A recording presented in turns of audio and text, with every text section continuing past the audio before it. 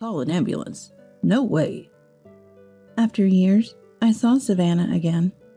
In her arms, she cradled a small child. And if you looked closely, Savannah's belly was significantly swollen. The suddenness of it all brought my thoughts to a halt, but I knew I had to save Savannah and her child as quickly as possible. When I managed to gather my thoughts, Savannah made a certain request. My name is Emily, and I'm 60 years old. Currently, I'm helping my husband Jackson with his work living a fulfilling life. Jackson is a potter. Originally, after graduating from college, I was just a regular office worker. However, a certain event led me to meet Jackson. At this event, potters sold their creations, and there were opportunities for pottery experiences. I wasn't interested in pottery, but a poster caught my eye, and I decided to give it a try. While looking around, I found a pottery workshop, and Jackson was the one who taught me. The experience got me so engrossed in pottery, seemingly out of nowhere, that I started visiting his home where he worked to buy his pieces. Jackson remembered me, and each meeting was filled with various conversations and excitement. Eventually, our relationship evolved from craftsman and customer to lovers. After 3 years of dating, we got married. Jackson told me to pursue whatever I wanted, but I was interested in pottery, so I decided to help him. When we got married, Jackson's parents had already retired from pottery, which made me want to help him even more. Then we had a child. We named her Savannah, pouring all our love into her. When Savannah was about 3 years old, Jackson and I wanted her to enjoy pottery, so we took her to the workshop, let her touch the creations, and even let her make some. Savannah, showcasing her innate talent, created wonderful pieces. It seemed like she found joy in pottery, happily looking at her own creations. Eventually, Savannah expressed her own desires. "I want to make plates," saying. Seeing her like this made me smile uncontrollably. As she grew, Savannah wanted to take over the family business, brightening our future even more.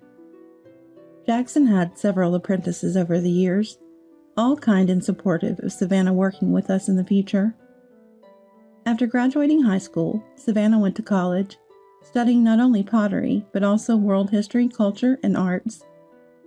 On her days off, when she didn't have to go to school, she helped with the family business, improving her skills.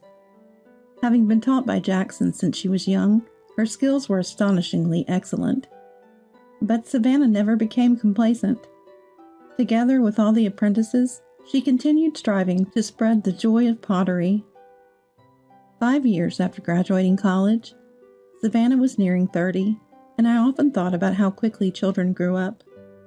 Then one day, Savannah brought surprising news. "Mom, I'm getting married." "What? Married?" The sudden announcement shocked me, and I couldn't help but raise my voice. Savannah had a boyfriend since her college days. I had thought that they would eventually marry if things continued as they were, but hearing it for real left me speechless. The boyfriend's name is Benjamin. He had spoken to me a few times, and I thought highly of him. Savannah then shared the story leading up to their decision to marry. Apparently, the first proposal came around the time she graduated from college. Initially wanting to continue working with pottery at home, she asked for more time.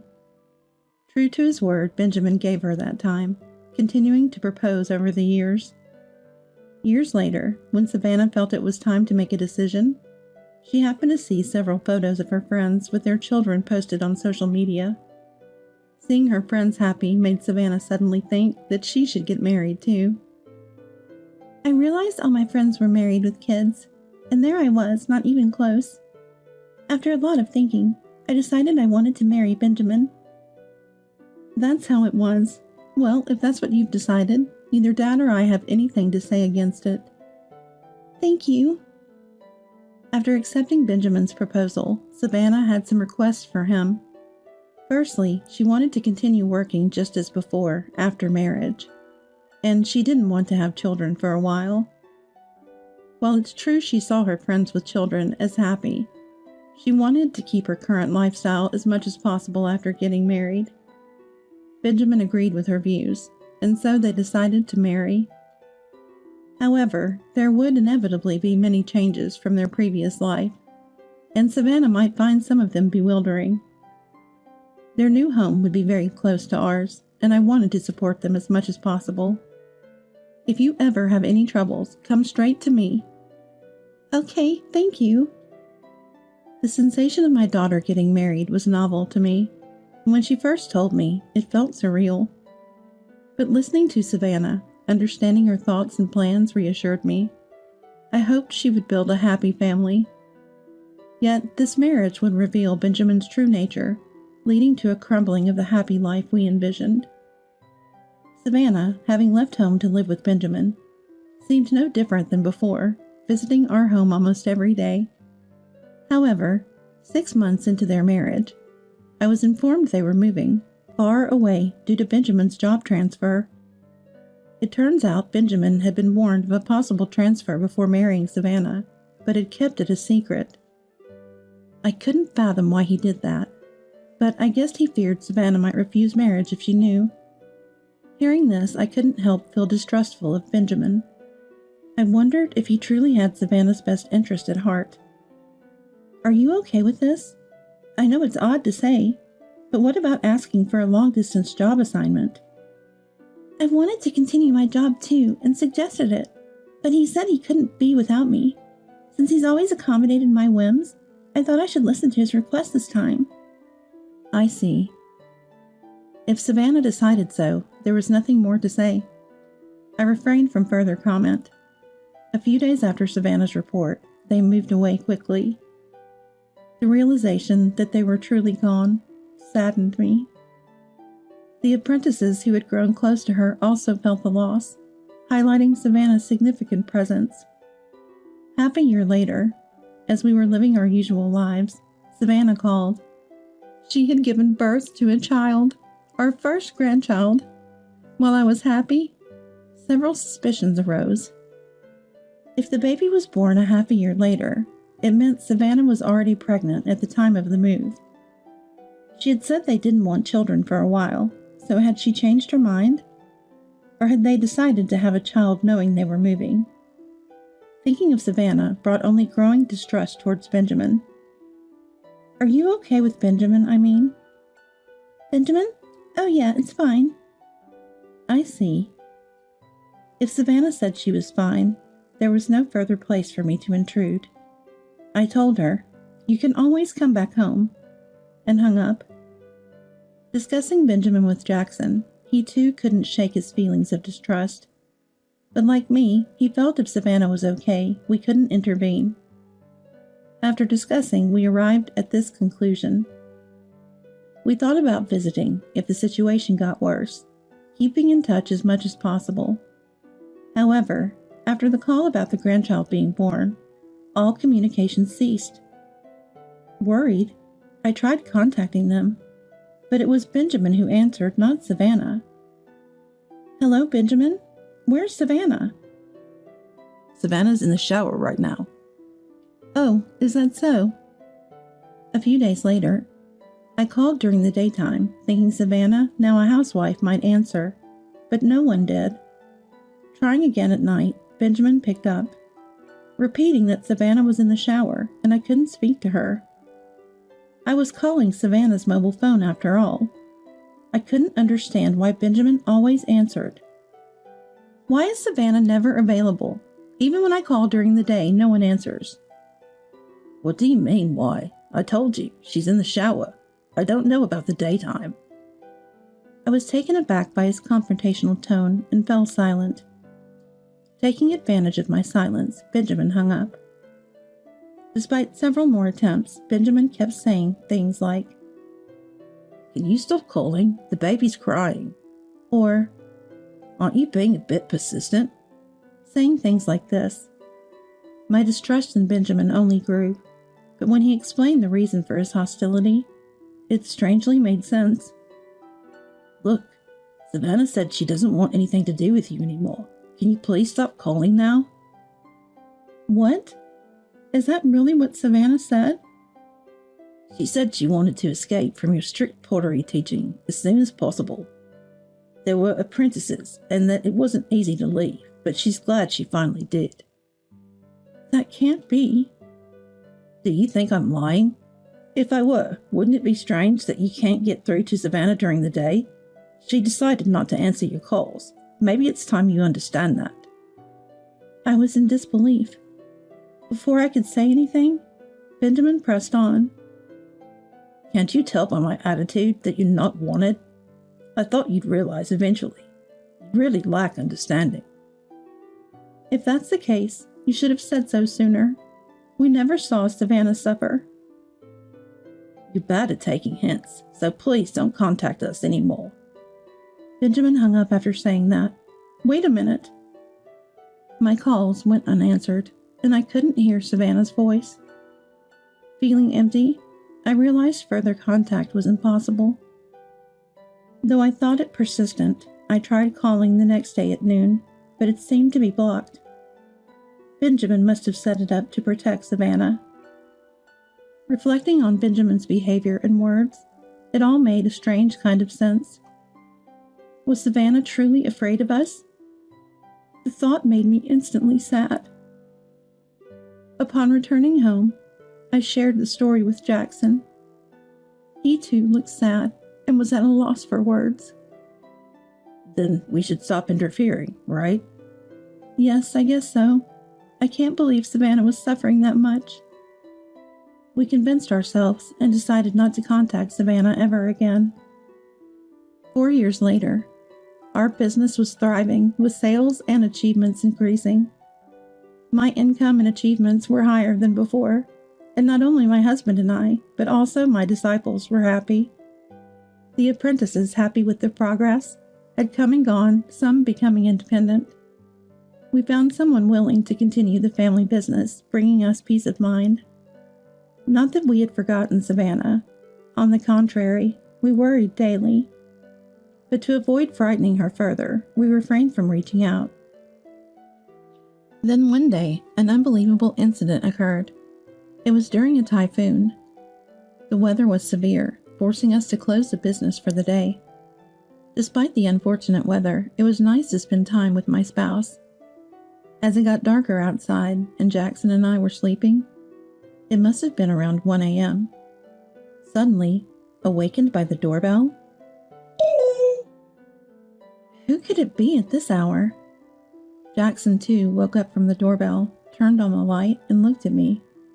Who is it at this hour? Who could it be? Ding ding! Ding ding!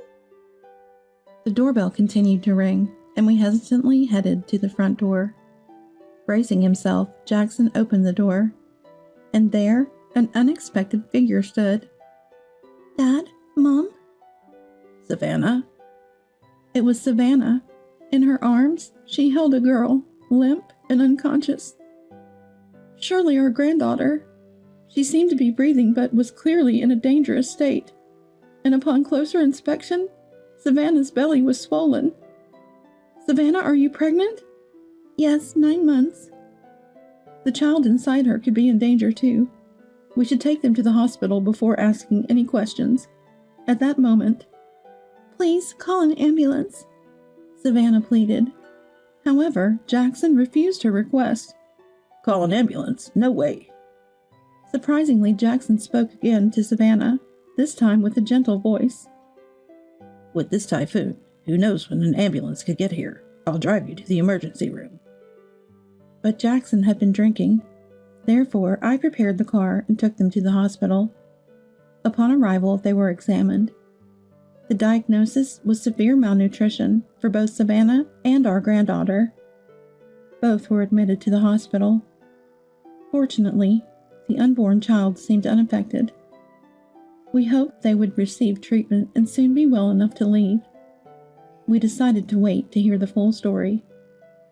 Relieved to be at the hospital, Savannah lost consciousness during the examination. I had Jackson bring clothes for Savannah and our granddaughter, while I stayed sleeping by Savannah's side. The nurse would look after the granddaughter. Savannah's face bore signs of fatigue and sleep deprivation. Not knowing what happened since they moved, but it seemed her spirit was heavily taxed. I quietly waited for her to wake. Around 11 a.m., Savannah woke up. "Mom?" "Savannah." She seemed to have slept well, her complexion slightly better than the day before. Still, we couldn't let our guard down. I called a nurse to inform them that Savannah was awake. After the doctor's examination and returning to the room, I softly asked Savannah, "Savannah, are you okay?" I knew she wasn't fine, but I wasn't sure how to start the conversation without scaring her. Speaking gently, Savannah smiled weakly and replied, "Yeah, I'm okay. Thank you." "That's good. I'm sorry for startling you." "Don't be sorry. I was surprised." "But you're not a bother at all." Savannah didn't seem afraid of me at all. In fact, she appeared relieved. We continued our conversation as I helped her back into bed. Before being Benjamin's wife, she was my and Jackson's daughter. After all, as a parent, why did she come to my house in such a terrible state? Many questions about her terrible state and her late-night visit lingered, but I felt it best not to pry too much. I decided to wait until Savannah was ready to talk. Even if she never spoke about it, I wanted to respect her feelings. A few days later, Savannah had fully recovered, her smile seemingly brighter. The awkwardness of our reunion faded, and I felt relieved she was opening up to us. One day, as Jackson and I approached Savannah's room, she looked serious. I tried to interact with her as usual, wondering what was wrong. Despite her usual smile, something was different. Concerned, I listened to Savannah with a grave look said, "Can I talk about what happened after we moved?" Surprised, Jackson and I realized Savannah was ready to share. "Yes, we'd like you to talk, if you're comfortable." "Okay, thank you." After hearing our responses, Savannah began to share her story. It was unbelievable. Apparently, Benjamin was a terrible man. He had proposed, and at first she had accepted. Having been lovers for many years, she thought she knew everything about Benjamin, but Savannah came to know his true nature only after getting married. Benjamin was extremely possessive, always wanting her to only have eyes for him. He made her cut off all her friendships, didn't allow her to work, and forbade her from leaving the house. Her mobile phone was confiscated, and she was completely cut off from the outside world. The last contact she had before her phone was taken away was when she messaged me about the birth of her child. So why didn't she reach out for help? She thought it wouldn't be possible to get help. It seems Benjamin had convinced Savannah that we all hated her, that she could only rely on him. Shocked by these words, Savannah became too afraid to talk to us. There were various other restrictions in her daily life as well.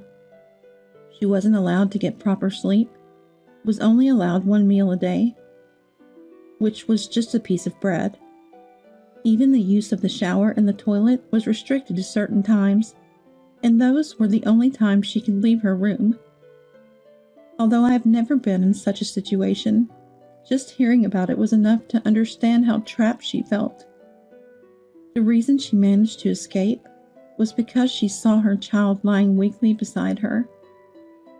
Since the birth, her child had been forced to live a far from decent life. She realized it was her lack of courage that led to this lifestyle. She thought even if something happened to her, she wanted her child to have a decent life at least. After much thought, escaping seemed to be the only option. Though she believed we hated her, she decided to return to her parents' home and seek help. Once she made up her mind, things moved quickly. Savannah sneaked away from Benjamin's watchful eye and ran away from the house. And that's how she ended up at our place. After hearing Savannah's story, everything made sense. Just to be sure, we asked if she was afraid of us, but she shook her head no. "Mom, he lied to you too, huh?" "Yeah. When it's explained, it's easy to believe. I'm sorry I didn't notice anything." Savannah shook her head again at my words. Then we proceeded to inform the police and file a report. A female officer came to the hospital room to listen to the details. Taking the situation seriously, the police raided the house where Benjamin was supposed to be moving to, but by then he was already gone. Knowing that Savannah had escaped, he must have panicked and gone looking for her somewhere. This led to the realization that Benjamin could appear in front of Savannah at any time, and the police strengthened their patrol around the hospital and our home. A few weeks later, Savannah was discharged from the hospital after giving birth. The baby was born healthy, which was a relief. Eventually, everyone was discharged safely, and they began living in our house. For a while, we left the family business to an apprentice, and Jackson stayed home all the time, which was reassuring. It's still not safe to let our guard down, but it's nice to see Savannah smiling again like she used to. If possible, I'd like us to continue living a happy life. That's what I had hoped for, but reality didn't go as smoothly as expected. It happened on a day that was supposed to be just another calm afternoon. While we were making lunch with Savannah, we heard a noise coming from upstairs. No one was up there. Jackson, who had been relaxing on the couch, seemed to have heard the noise too. "I'll go check upstairs," and said. We hadn't been this cautious about noises before, but ever since Savannah's incident, we've been living each day with heightened vigilance. I told Savannah and my grandchild to stay close to me as I waited, mobile phone in hand, hoping Jackson would come back soon. Then, from upstairs, we heard what sounded like an angry voice. "Hey, what are you doing?" Someone had intruded, and there was a confrontation. I immediately called the police. Later, Jackson told us what had happened at that moment. He went upstairs and quietly entered the room where the noise was coming from. There, he found Benjamin. Benjamin, upon seeing Jackson, seemed surprised. "Benjamin, how did you get in here? What are you doing?" "Shut up. Where's Savannah? She must be here, right? I came to take Savannah back. I can't let her be with people like you." "Calm down. Shut up." Benjamin, greatly agitated, lunged at Jackson. Jackson managed to restrain him, wondering how to alert us downstairs to call the police. Just then, the police arrived. Just hearing about it was enough to feel the intense tension. Afterwards, when Benjamin was being taken away by the police, he caught sight of Savannah and exclaimed, "Savannah, why did you betray me? I love you so much. Why would you do this? I only came to pick you up today." Benjamin's love for Savannah was completely twisted. Thinking about Savannah having to endure that kind of love was heart-wrenching. Glancing at Savannah, she had a sad look on her face. Then Benjamin was rearrested for kidnapping, breaking and entering, and carrying a knife with the intent to harm me and Jackson, among other charges. It's hard to know what led Benjamin to express his love in such a distorted way, but I suspect it had something to do with his childhood. However, I heard that Benjamin's parents had passed away. What happened to Benjamin is something that only he might know now. Months later, Benjamin was convicted and sent to prison. This should keep us safe for a while. But given Benjamin's obsession, he might look for Savannah after his release. So we've been discussing as a family what to plan before that happens. For now, we're living happily in our home. Savannah has even taken up pottery, spending time in the workshop creating when she feels like it. My grandchild, initially wary, has now opened up, spending time playing or helping Savannah with her pottery. Despite the long periods we were apart, being together and seeing everyone's smiles is what makes me happiest. It warms my heart and makes me appreciate the beauty of family all over again. My only wish now is to keep everyone's smiles safe.